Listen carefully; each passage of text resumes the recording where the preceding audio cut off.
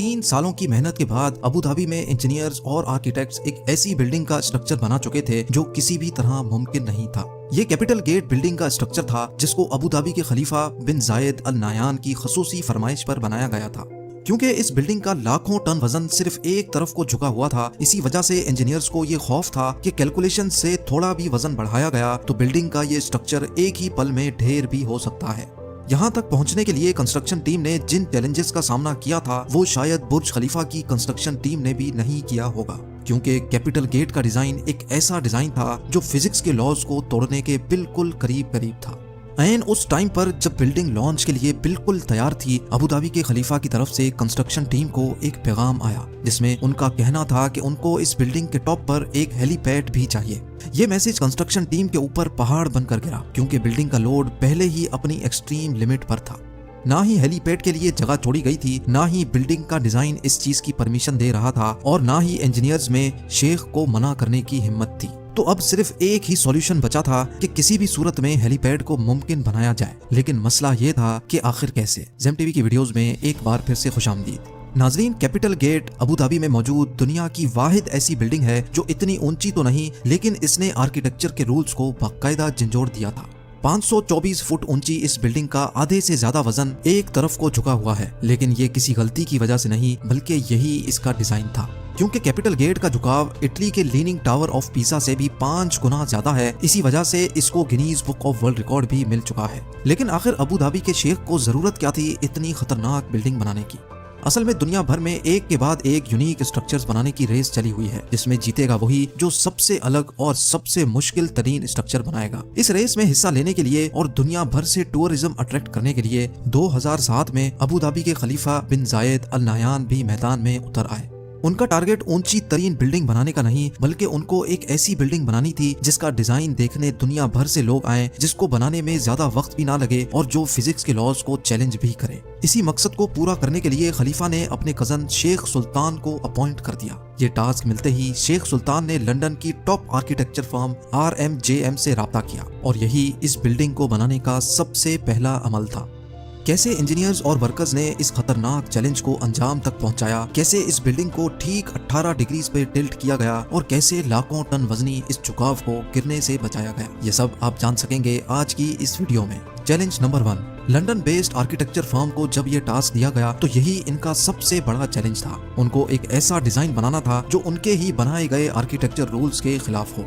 Architecture firm के कई designs पहले तो रिजेक्ट किए गए, लेकिन फिर इस डिजाइन को बनाने के लिए उन्होंने अबू धाबी के रेगिस्तान में मौजूद खूबसूरत रेत के टीलों और समंदरी लहरों से इंस्पायरेशन ली, और अब बारी थी कुदरत के इस खूबसूरत जोड़ को शक्ल देने की। कॉन्सेप्ट आर्किटेक्ट नील वेंडरवीन ने दिन रात एक करके ऐसा डिजाइन पेश किया जिसको समंदरी लहर की शेप दी गई और जिसका बॉटम रेत के टीलों जैसा था, और तो और हर एंगल से देखने पर बिल्डिंग का व्यू बिल्कुल चेंज हो जाता है। Challenge number 2। ये डिजाइन शेख सुल्तान को पसंद तो बहुत आया, लेकिन इसमें एक मसला था। जी हाँ, कैपिटल गेट के डिजाइन को रियलिटी बनाने के लिए एक्स्ट्रा ऑर्डिनरी इंजीनियरिंग चाहिए थी, क्योंकि डिजाइन के हिसाब से बिल्डिंग का टॉप उसके बॉटम से पूरे 108 फीट हटा हुआ था, और जिसकी वजह से बेइंतहा फोर्सेस पैदा होंगी जो बिल्डिंग की फाउंडेशन को जमीन से ही उखाड़ देंगी। तो अब कंस्ट्रक्शन टीम के लिए ये चैलेंज था कि उनको एक ऐसी फाउंडेशन तैयार करनी थी जो झुकी हुई साइड के लाखों टन के वजन को आराम से झेल सके। इस चैलेंज को अंजाम तक पहुंचाने के लिए प्रोजेक्ट आर्किटेक्ट टोनी आर्किबोल्ड ने फाउंडेशन बनाने का काम स्टार्ट कर दिया। कैपिटल गेट की फाउंडेशन में 400 कंक्रीट पाइल्स इस्तेमाल करने का फैसला किया गया, यानी इस बिल्डिंग का सारा लोड लोहे के मोटे मोटे पाइप्स और उनके अंदर भरे कंक्रीट पे डाला जाने वाला था। लेकिन ये कोई आम फाउंडेशन नहीं थी। जिस साइड पर बिल्डिंग झुकेगी उसके नीचे फाउंडेशन पर 200 पाइल्स लगाए गए, जबकि दूसरी साइड वाले पाइल्स की लेंथ ज्यादा रखी गई, जिनको जमीन के अंदर ही मौजूद बड़े बड़े पत्थरों में ड्रिल करके अंदर घुसाया गया। इंजीनियर्स का ख्याल था कि इस तरीके से फाउंडेशन का लोड पूरी तरह से डिस्ट्रीब्यूट हो जाएगा। ये तो था फाउंडेशन बनाने का सिर्फ प्लान।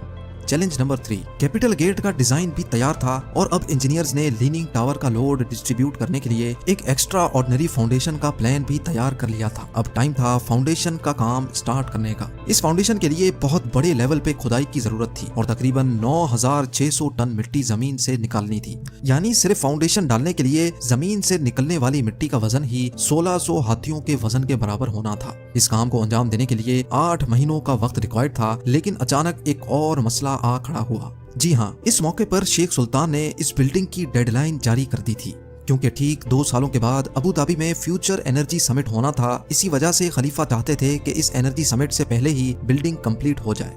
यानी अब इंजीनियर्स के पास सिर्फ 24 महीनों का वक्त था, जिसमें उनको फाउंडेशन भी डालनी थी, बिल्डिंग भी खड़ी करनी थी और इंटीरियर का काम भी कंप्लीट करना था। ये चैलेंज मिलते ही कंस्ट्रक्शन की पूरी टीम में एक अफरा तफरी सी मच गई थी, जिसकी वजह से उनको पूरा कंस्ट्रक्शन टाइम फ्रेम ही चेंज करना पड़ा। यानी जिस फाउंडेशन पे 8 महीनों का वक्त रिक्वायर्ड था, उसको दिन रात एक करके सिर्फ 3 महीनों में ही कंप्लीट कर लिया गया, क्योंकि इसके अलावा और कोई ऑप्शन भी नहीं था। चैलेंज नंबर 4, जैसे ही फाउंडेशन पूरी तरह से सूख गई, कंस्ट्रक्शन टीम एक बार फिर से मैदान में उतर आई। अब इनका चैलेंज था टावर की कंस्ट्रक्शन स्टार्ट करने का, लेकिन यहाँ उनको एक और चैलेंज का सामना करना पड़ा। नॉर्मल स्काई स्क्रैपर्स एक सॉलिड कोर के गिर्द बने होते हैं जो बिल्कुल सीधा ऊपर तक जाता है, लेकिन कैपिटल गेट के केस में अगर ऐसा ही कोर बनाया गया तो झुकाव की वजह से कोर एक तरफ को मुड़ भी सकता है, जिसके इंतहाई खौफनाक नताइज भी हो सकते हैं। इस मसले से निपटने के लिए इंजीनियर्स को रिवायती सोच से हटकर काम करना था, जिसके लिए ये प्लान किया गया कि कैपिटल गेट का कोर सीधा नहीं बल्कि कर्व्ड बनाया जाएगा और कोर मुकम्मल होने के बाद बिल्डिंग का बकाया हिस्सा इसके इर्द गिर्द फिट किया जाएगा।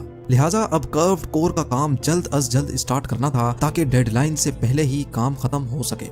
चैलेंज नंबर 5, इस खास किस्म के कोर को बनाने के लिए हैरत अंगेज तौर पे 2 करोड़ 15 लाख केजी का स्टील और 3 करोड़ 60 लाख केजी का सीमेंट कंक्रीट इस्तेमाल होना था। लेकिन अब यहाँ एक और मसले ने जन्म लिया। अबू धाबी की कड़कती गर्मी में दिन के टाइम पर पारा 50 डिग्री सेंटीग्रेड तक पहुंच जाता है। अगर कंक्रीट को इस गर्मी में डाला गया तो वक्त से पहले ही वो खुश्क हो जाएगा, जिसकी वजह से कोर में क्रैक्स पड़ने का खदशा था। लिहाजा अब कंस्ट्रक्शन टीम को एक ऐसा सॉल्यूशन सोचना था जिससे कंक्रीट डालते ही खुश्क ना हो। आखिरकार ये सोचा गया कि कंक्रीट बनाते वक्त जो पानी डाला जाएगा वो नॉर्मल टेम्परेचर का नहीं बल्कि ठंडा पानी होगा, और जिस वक्त कंक्रीट डाला जाएगा वो दिन का टाइम नहीं बल्कि रात का समा होगा, जब टेम्परेचर 30 डिग्री सेंटीग्रेड तक गिर जाता है। ये काम अंजाम देने के लिए आइस फैक्ट्री से बर्फ मंगाई जाती, जिसको पिघलाकर ठंडे पानी के तौर पे सीमेंट और पत्थरों के साथ मिलाकर कंक्रीट मिक्सचर बनाया जाता था। तकरीबन 150 रातें यानी 5 महीने लगाकर कैपिटल गेट का कर्व कोर कंप्लीट कर लिया गया। चैलेंज नंबर 6, अबू धाबी के सेंटर में वर्ल्ड क्लास स्ट्रक्चर बनाया जा रहा था, जिसका आधे से ज्यादा काम पूरा हो चुका था, लेकिन असल चैलेंज अभी बाकी था।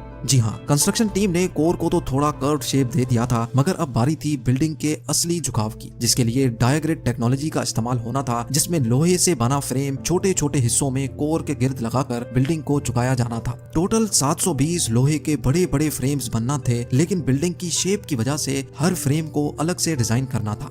यानी टोटल 720 लोहे के फ्रेम्स, हर एक फ्रेम का वजन 16,000 केजी और हर एक फ्रेम की शेप एक दूसरे से अलग होगी।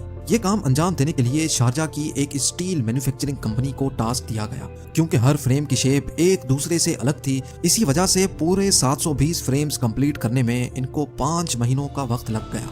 चैलेंज नंबर 7, आखिरकार वर्कर्स की अनथक मेहनत के नतीजे में कैपिटल गेट का डायग्रेड भी कंप्लीट हो गया और साथ साथ विंडो पैनल्स लगने का काम भी चलता रहा। अब बिल्डिंग में सिर्फ छोटे मोटे काम ही बाकी थे, जो शेख सुल्तान की दी गई डेडलाइन से पहले ही कंप्लीट हो जाने थे। बिल्डिंग अब हैंडओवर के बिल्कुल करीब ही थी कि अचानक अबू धाबी के खलीफा के ऑफिस से एक मैसेज आया, जिसमें उन्होंने कैपिटल गेट के टॉप पर एक हेलीपैड की फरमाइश कर दी।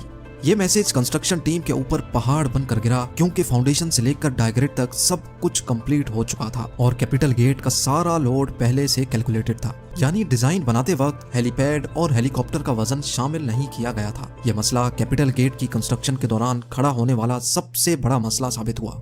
लिहाजा अब फिनिशिंग का काम रोककर एक बार फिर से सारी स्ट्रक्चरल कैलकुलेशंस दोबारा की गई। कैलकुलेशंस के बाद ये नतीजा निकाला गया कि स्ट्रक्चर हेलीपैड का वजन तो बर्दाश्त कर लेगा, लेकिन स्ट्रक्चर का डिजाइन कुछ ऐसा है कि तेज हवा के मौसम में हेलीकॉप्टर बिल्डिंग पर लैंडिंग के दौरान क्रैश भी कर सकता है। लेकिन अब किसी भी सूरत में ये हेलीपैड बनाना था, क्योंकि अब ये शेख की फरमाइश थी। इसी मकसद के लिए लंदन में कैपिटल गेट के मॉडल को विंड टनल टेस्ट किया गया, जिसमें यह बात साबित हो गई कि तेज हवा में बिल्डिंग पर हेलीकॉप्टर की लैंडिंग खतरे से खाली नहीं होगी। विंड इंजीनियर लीक्टन ऑरेलियस ने यह सजेशन दी कि अगर हेलीपैड के डिजाइन में चेंजेस की जाएं और हेलीपैड की ऊंचाई को 2 मीटर कम किया जाए तो ये मसला काफी हद तक कम हो सकता है। मॉडल में हेलीपैड का डिजाइन चेंज किया गया तो हैरत अंगेज तौर पे विंड इंजीनियर की सजेशन सच साबित हुई। ये खबर मिलते ही कैपिटल गेट पे हेलीपैड की कंस्ट्रक्शन स्टार्ट कर दी गई और बिल्डिंग को वक्त